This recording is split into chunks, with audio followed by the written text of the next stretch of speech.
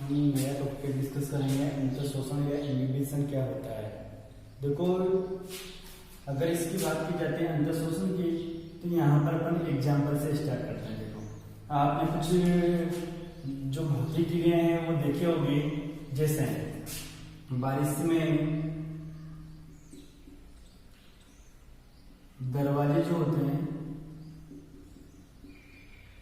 फूल जाते हैं और इस प्रकार आसानी से बंद नहीं होते हैं। या खिड़की की बात करते हैं तो वो फूल जाती है और बंद होने में दिक्कत आती है। किसका एग्जाम्पल है? अंतर शोषण का। मैंने कहा आपके पास में कोई भी बीज है,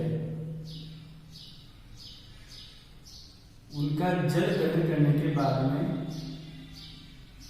फूलना क्या है? इनहिबिशन है, अर्थात अंतर शोषण है।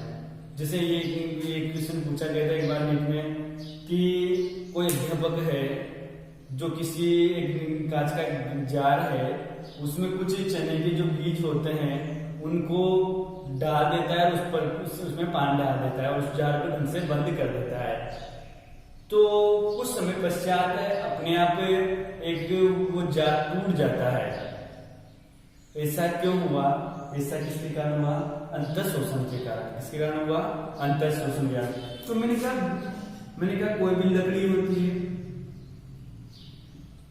इसका जल ग्रहण या बारिश के टाइम पे फूलना, सब क्या है? अंतर शोषण है। कहीं ना कहीं हर चीज में क्या हो रहा है? अंतर शोषण हो रहा है। अब देखो, अंतर शोषण की बात करते हैं तो अंतर शोषण क्या है? मैंने कहा किसी भी ठोस, आप कहेंगे जलक्रिय, इंपोर्टेंट वर्ड है, ध्यान रखना। किसी भी ठोस जलक्रिय कोलाइड, ये कौन सा विलेन होगा? आपके पास ठोस कैसा है? कोलाइड है। इसके द्वारा जल के अणुओं को ग्रहण करने, जल के अणुओं का अवशोषण, क्या बोलेंगे? अवशोषण। तो यहां पे कोई भी जलक्रिय कोलाइड दिखाई दे रहा है साइड, तो कोई भी जलक्रिय कोलाइड है, उसके द्वारा जल का अवशोषण क्या कहलाता है? अंतर शोषण कहलाता है। देखो, यहां किसी भी ठोस के द्वारा बिना भूले जल के अणु को अपनी सतह पर अवशोषित करना ही क्या कहलाएगा? अंतर शोषण कहलाता है। या कोलाइडी पदार्थों के द्वारा जल को अपनी सतह पर एब्जॉर्ब करने की जो कैपेसिटी या प्रोसेस जो होती है वो कहलाती है इनहिबिशन, या कह सकते हैं अंतर शोषण। अब मैंने कहा ये केवल जलक्रिय कोलाइडों का ही गुण है। अगर कोई कोलाइड जलक्रिय नहीं है तो फिर वहां पे आपके पास में अंतर शोषण नहीं होगा। अब अंतर शोषण की बात करते हैं, अलग अलग प्रकार के कोलाइडों में अलग अलग प्रकार की कैपेसिटी होती है। अंतर शोषण से उत्पन्न दाब, ये अंतर शोषण से जो दाब उत्पन्न होता है वह कहलाता है अंतर शोषण दाब, आईपी। शॉर्ट में क्या कहते हैं? इसको आईपी। कोई भी पदार्थ जब अंतर शोषण करता है या कोलाइड पदार्थ जल को ग्रहण करेगा अपनी सतह पर बिना भूले, तो उसमें जो दाब जनरेट हुआ है आईपी कहलाएगा। और ये आईपी किसके बराबर होता है? ओपी के बराबर होता है। दूसरी चीज, मैंने कहा कोई भी पदार्थ है या कोलाइड पदार्थ है उसमें अंतर शोषण क्यों हो रहा है? मैंने कहा डीपी में, डीपी के कारण।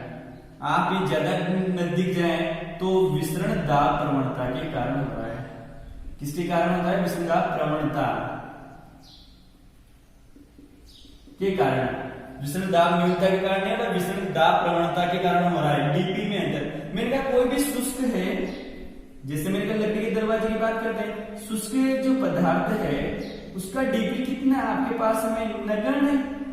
कोई भी पदार्थ होता है उसका डीपी क्या है? नगण्य है शुष्क पदार्थ का। मैंने कहा उसके पास में ये तो जलवाष्प है। बारिश के दिनों में, बारिश के टाइम में क्या होता है? जलवाष्प, या वो सीधे ही जल के संपर्क में आ जाता है।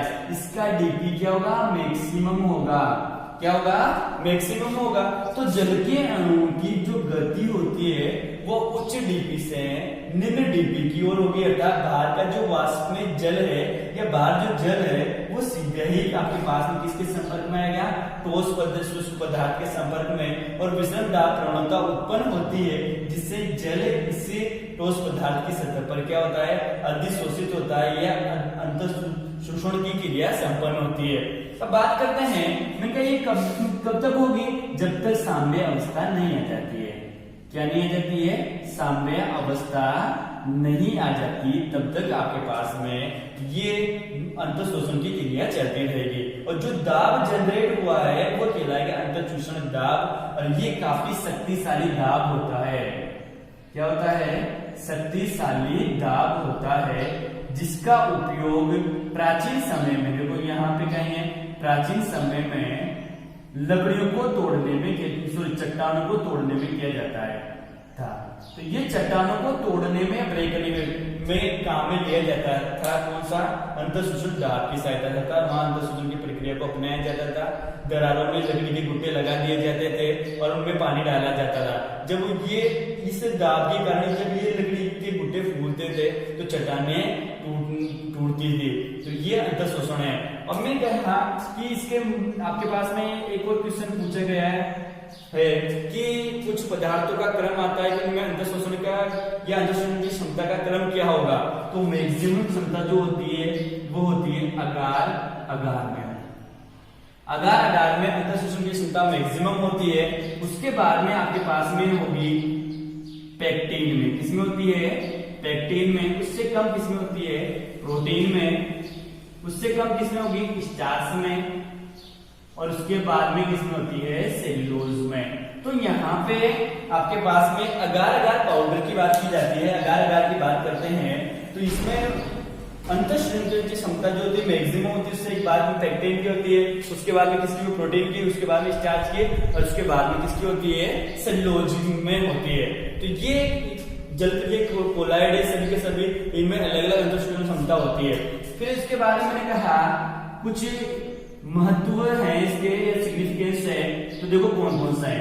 एक तो आपके पास में बीजों के बीज चोल का फटना, बीजों के बीज चोल का फटना, चोल का फटना किसके ऊपर डिपेंड करेगा, या मैंने कहा बीज अंकुरण के समय जल का, बीजों के द्वारा जल को ग्रहण करना, बीजों के द्वारा जल ग्रहण करना किसके ऊपर डिपेंड है, अंतःशोषण। मैंने कहा जो सिर्फ एक पौधे का नाम सुना होगा आपने, सिलेजिनेला नेला, इसमें पुनर्संजीवन पाया जाता है। ये पुनर्संजीवन दर्शाता है, किसके कारण दर्शाता है, अंतःशोषण के द्वारा। या लाइकेन की बात करते हैं, लाइकेन में भी क्रिया पाई जाती है। तो लाइकेन या सिलेजिना में पुनर्संजीवन जो पाया जाता है वो किसकी वजह से पाया जाता है, आपके पास में अंतःशोषण की क्रिया के द्वारा। फिर मैंने कहा मूल रोम के द्वारा प्रारंभिक जल अवशोषण, ये इंपॉर्टेंट है। मूल रोम के द्वारा